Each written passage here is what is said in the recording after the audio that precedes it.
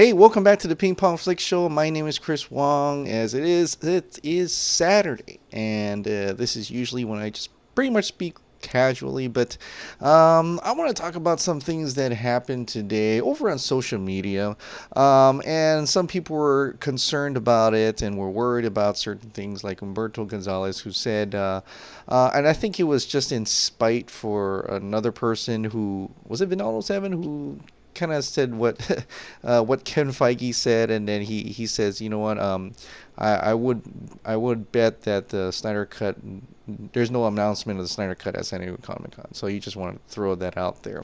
It's kind of weird how it's been getting very angry towards DCEU lately. Man, remember when he used to be in our court? But anyway, so he said that, and then some other people below that made some confirmations of that as well.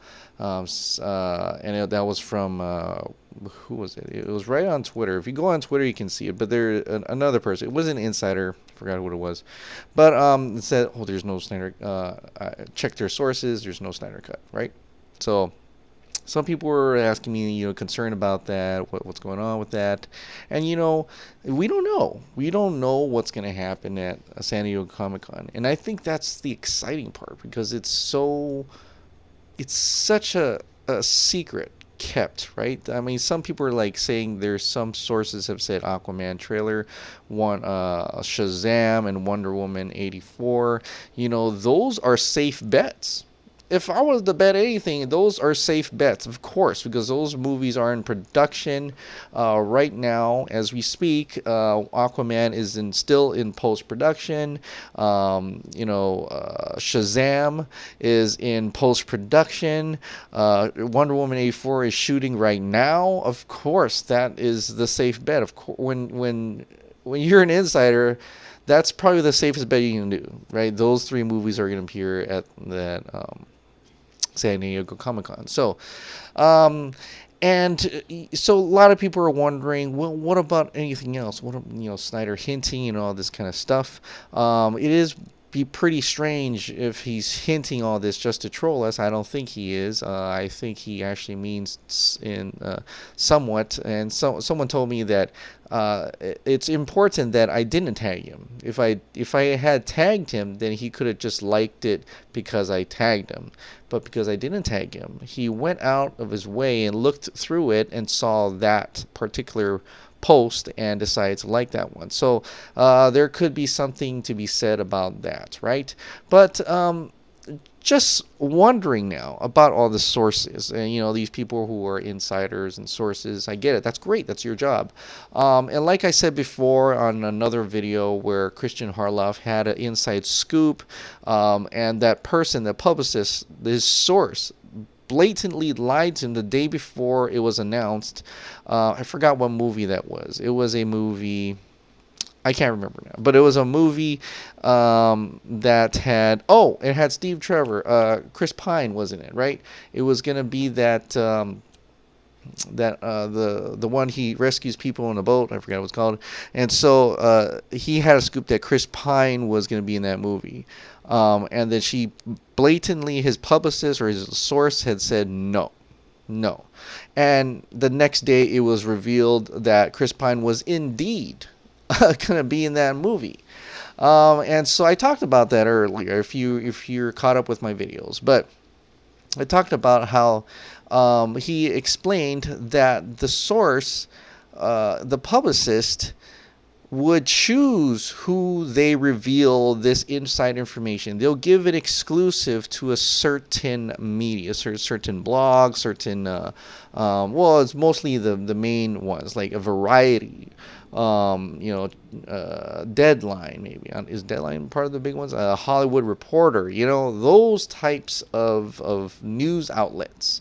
They would exclusively give it to those. Just like how Justin Crowe had put out that piece that Jared Leto is going to have a solo Joker film.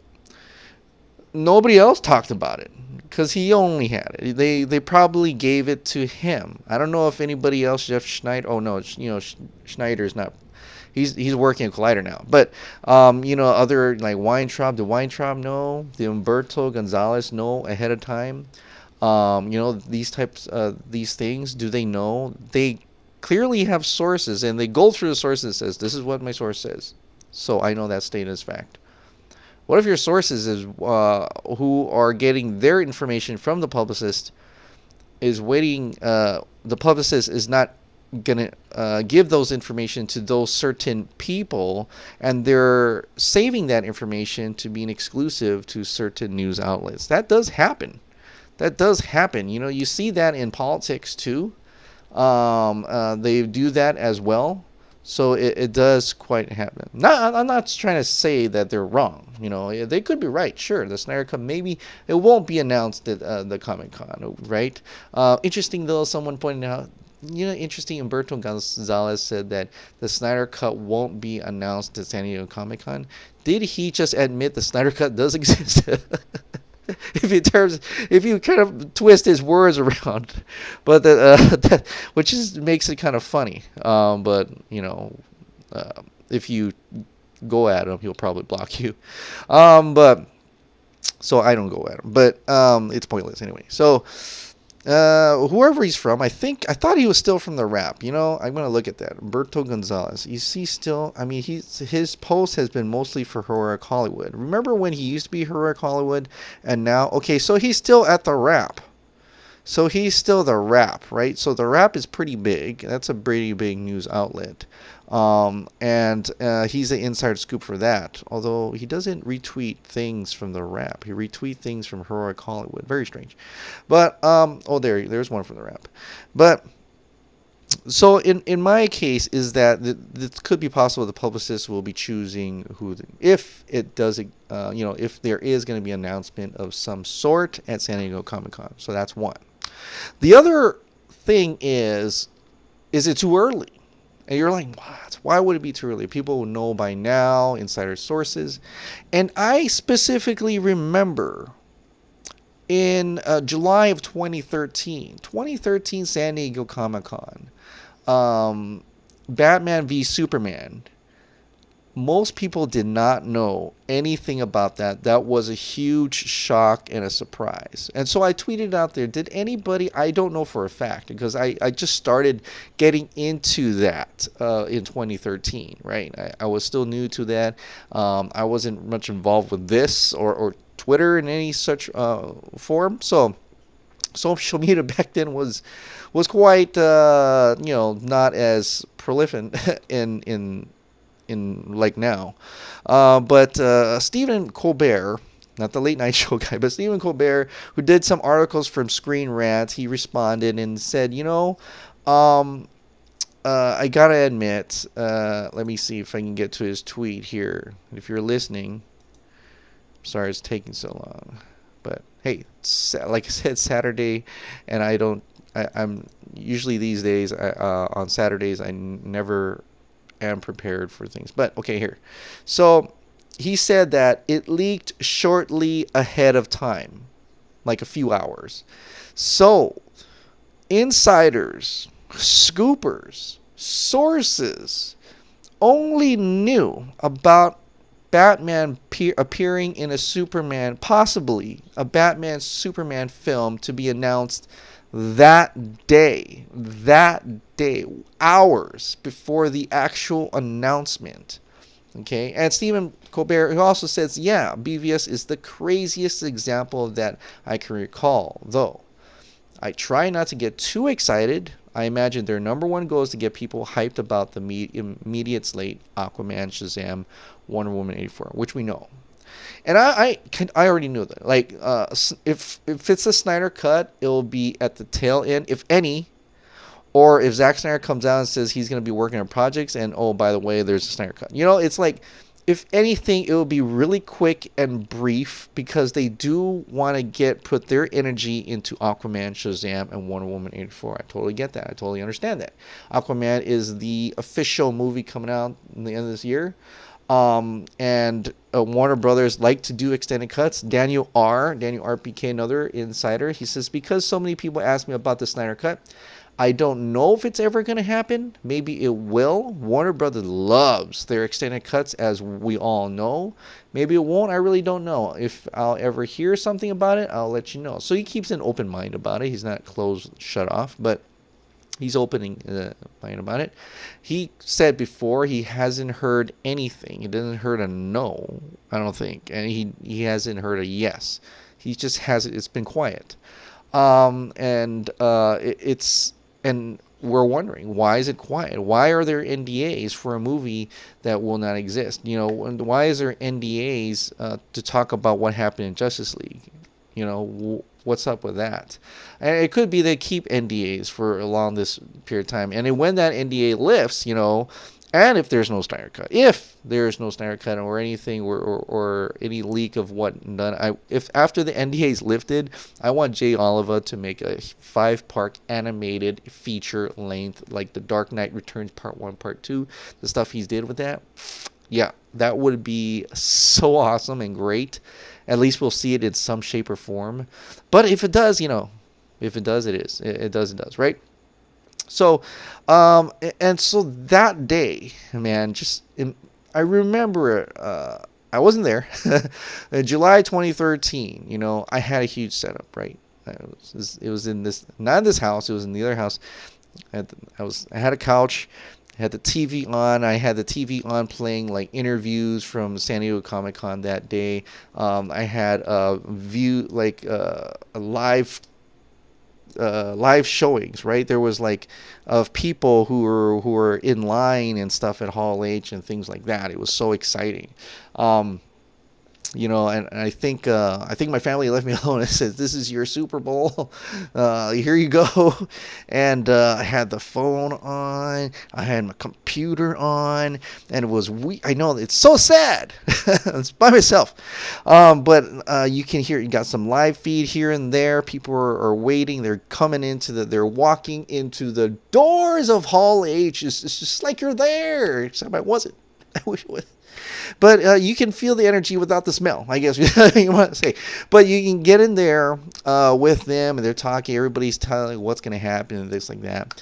And then, man, like Harry Lennox walked out on stage, and like, all right, because that's the only thing you know. It's like, okay, Man of Steel 2, Superman. They're going to talk about Superman 2, and he comes up on stage, and you're like, okay, well, Swanwick's probably back. All right, cool. Maybe he'll say he's a Martian Manhunter or something. But he reads off a line.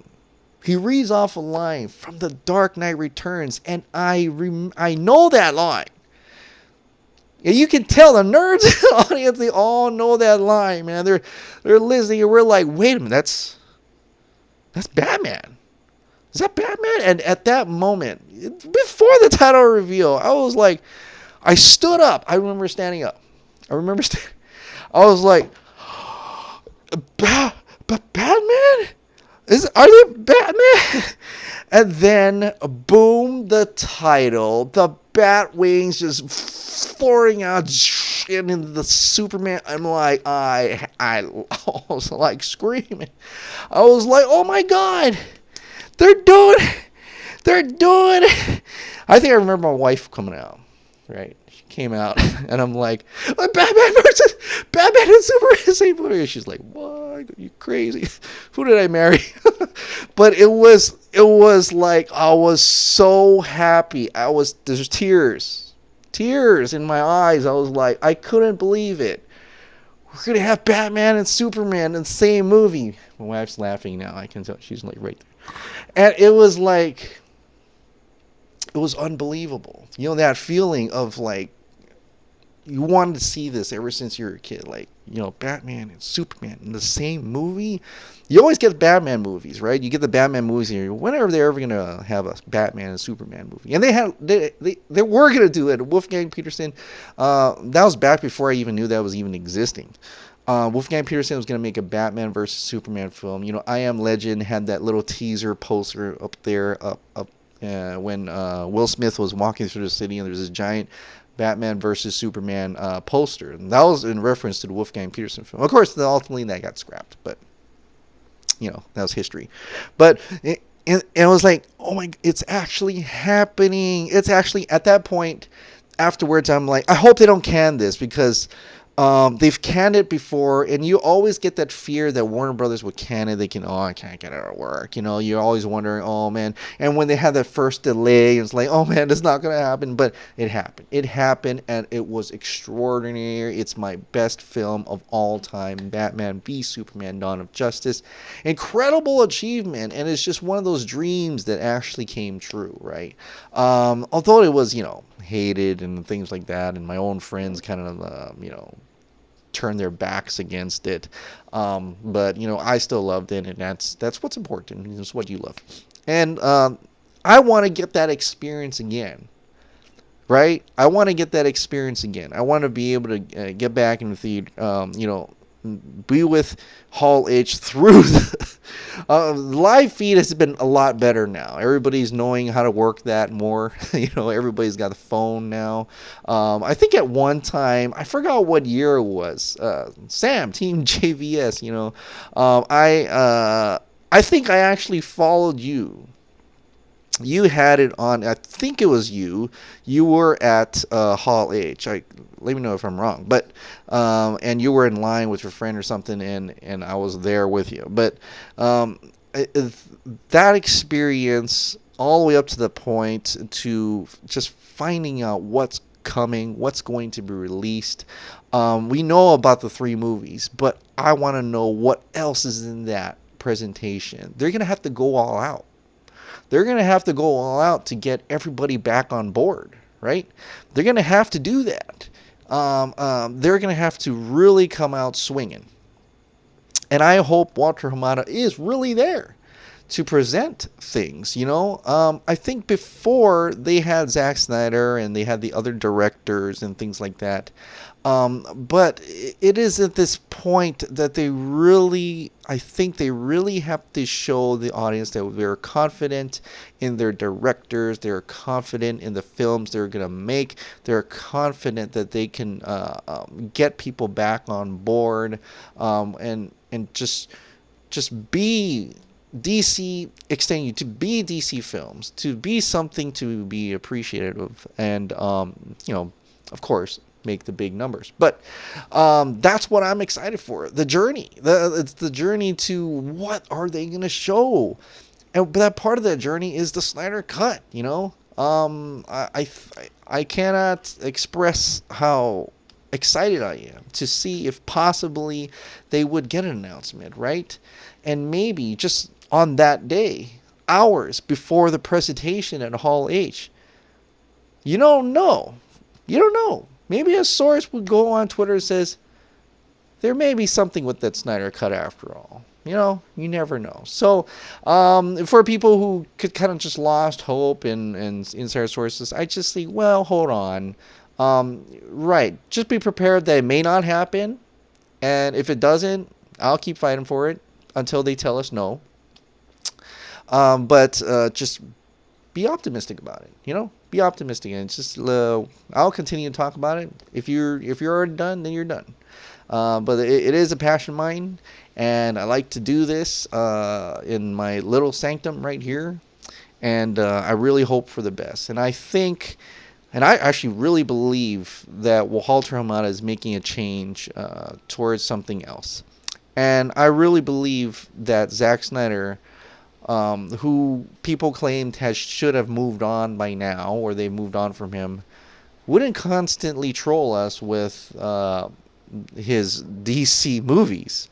It's so weird that he would do such a thing.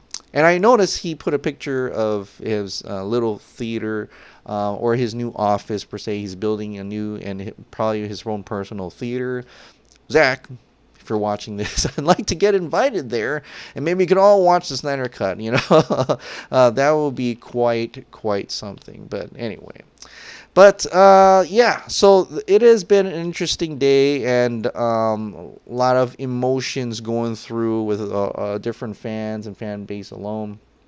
I know Fiona did an interesting post here, a huge thread about a few suggestions for whoever's in charge of DC Film.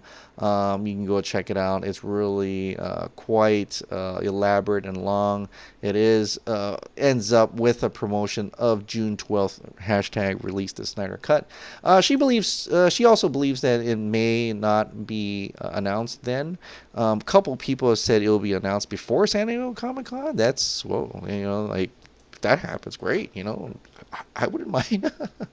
But I am really excited still yet for San Diego Comic Con, and the journey and the anticipation is on high.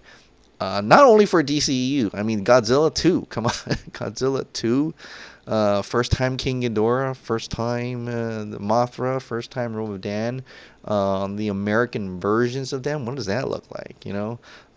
And not to say anything about the Japanese with their, I wouldn't say low budget effects, but their puppet effects and things like that, which are awesome.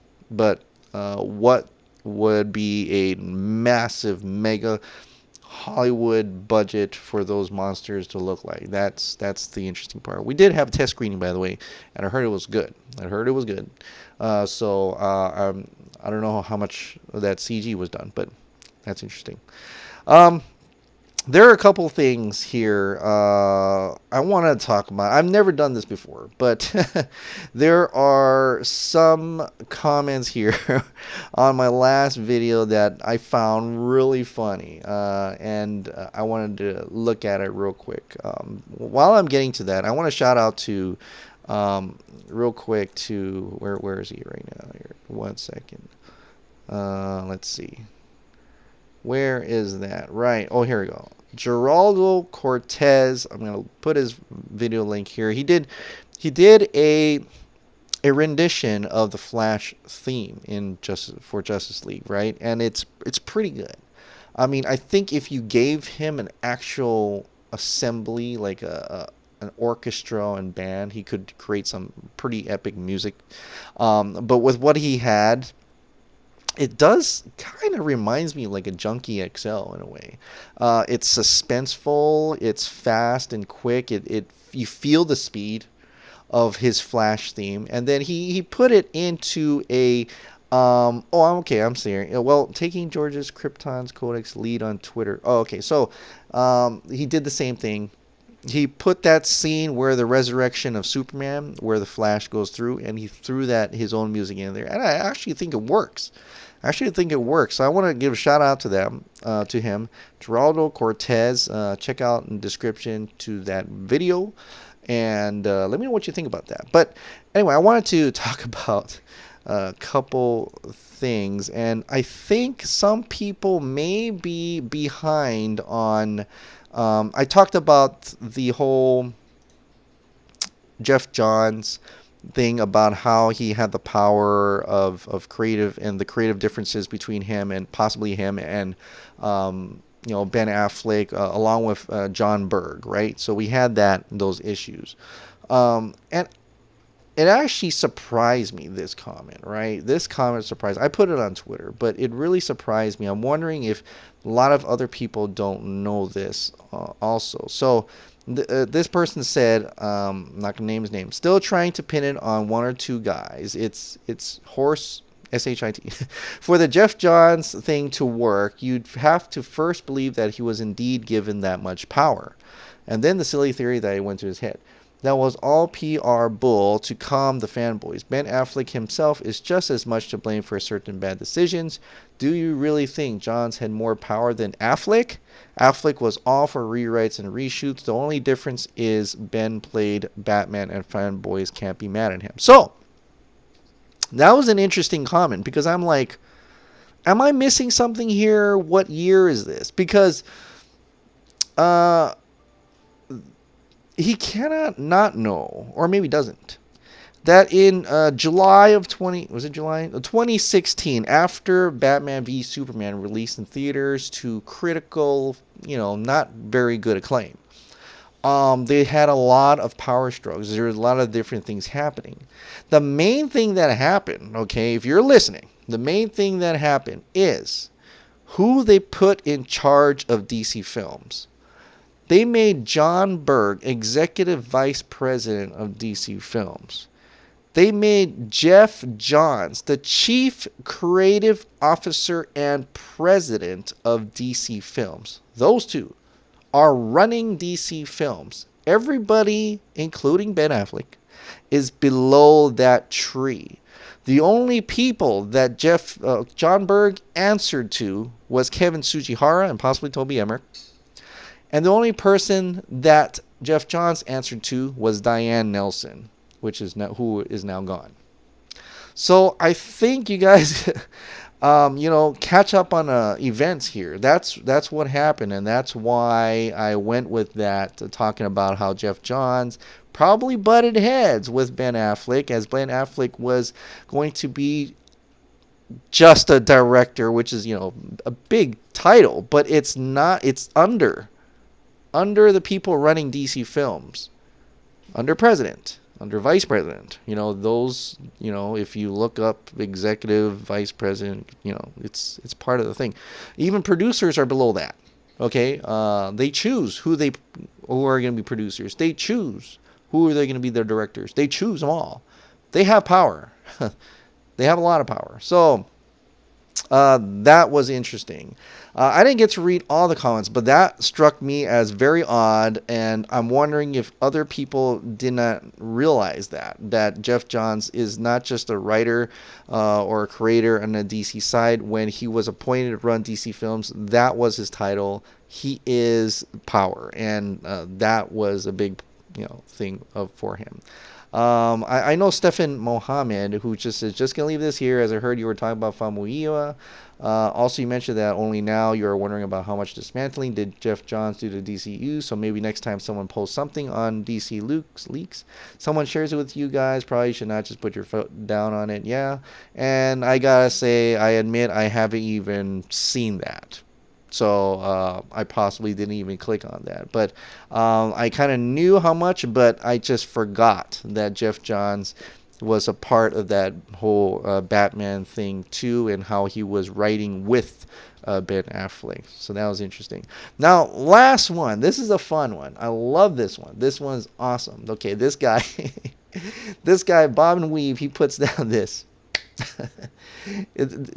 Dude, you seem like a cool dude, but you have gone down the rabbit hole and need help. Now, do you have super chat? I'll give you $200, and please take the money and get up and shut the computer and get out of your mom's basement and go outside and take the money and buy pizza and get laid and move on. Please, dude. I beg you to take the money and see the outside and let it go. That was when I saw that, I laughed. I just totally laughed. And I'm like, really, $200? Wow, $200. Super chat right now. There's a Patreon, by the way. If you want to go on Patreon, just you throw me $200. That's cool. But technically, my mom would have to get out of my basement. It was my house, and if I didn't get laid, I wouldn't have 3 kids, would I? But that's interesting, dude. And thanks for your comment. Thanks for listening. But anytime, man, you want to give me $200, you go ahead, go right ahead. Well, anyway, if you like me reading some of these comments, let me know down in the comments, and hopefully if I read that comment, but let me know if you like me reading comments. It's funny. I mean, there's some of the stuff in here are really fun, and there's a lot of people who are give me a shout out. Just released the Snyder Cut. My life will be complete. Batman. Yeah, I agree. But anyway, it's really fun, and I think I like doing this on Saturdays. It's not really put together, and I just freely, casually talk, and hopefully keep it under 30 minutes, which is actually getting quite up there. All right, guys. Then I'll probably end it like that. All right, guys. Well, anyway, thank you so much for subscribing, and thank you so much for watching. Have a wonderful weekend. I'll see you next time.